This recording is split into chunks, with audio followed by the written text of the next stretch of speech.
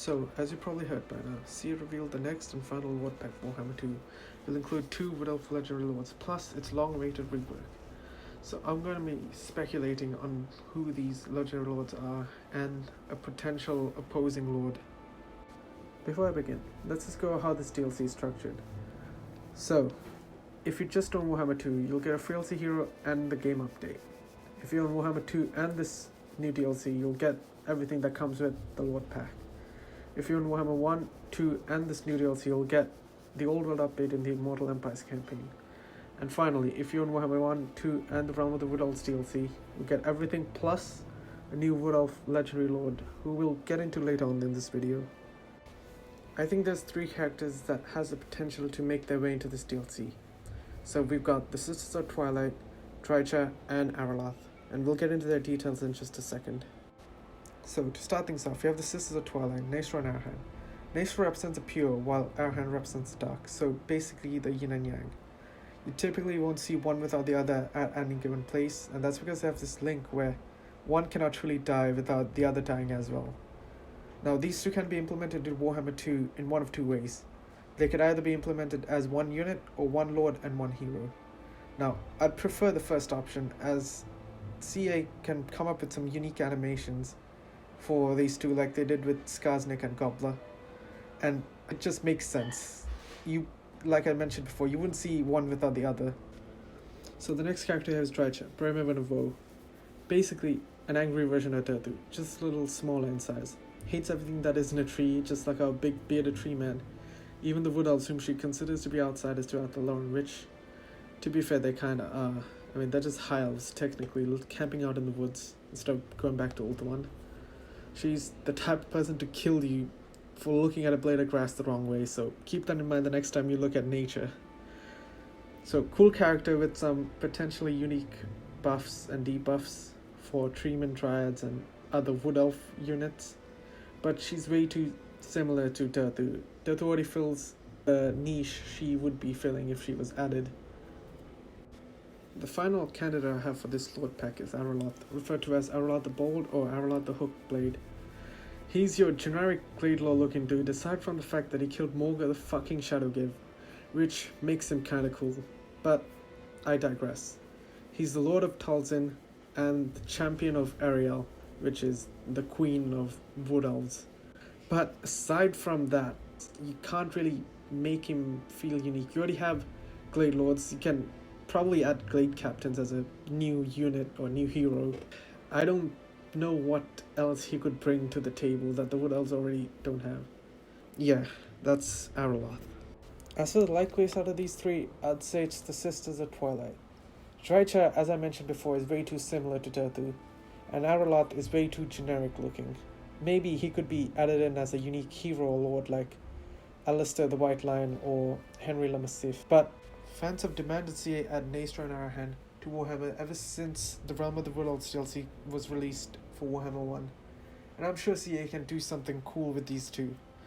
They could maybe do a unique skill line for each character, and I'd be interested to see what mounts they have.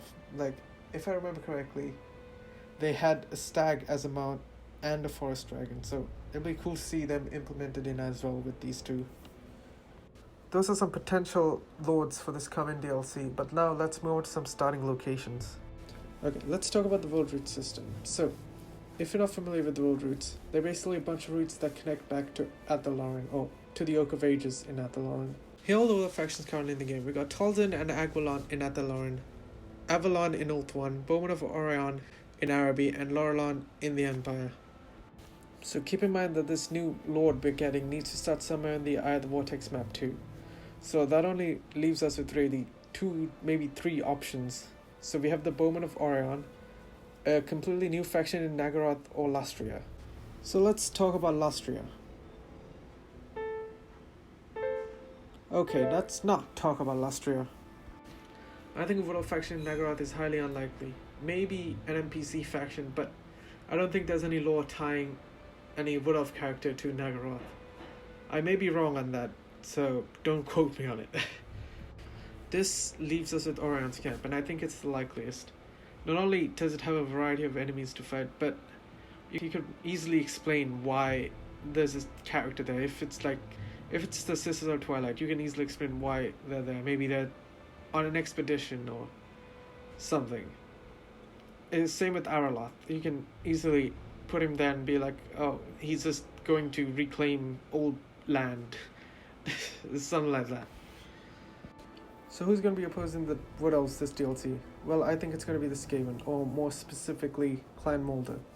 Now, it could be the Dark Elves. Their slave system needs a bit of a touch-up, but Clanwall is the only major Skaven clan that hasn't been implemented yet, and I think they're going to do it before Game 3. I think the Skaven Legendary Lord will be Throt the Unclean. Now, there is a possibility that it is Skeevil Gnawtooth, but I don't think he's as important as Throt the Unclean. The Skaven of Clan Moulder are renowned for their ability to mutate things. They're the ones that gave birth to the Hellpit Abomination. Now, this can be implemented similarly to how Clan Scryer works with their augmentation of weapons of mass destruction.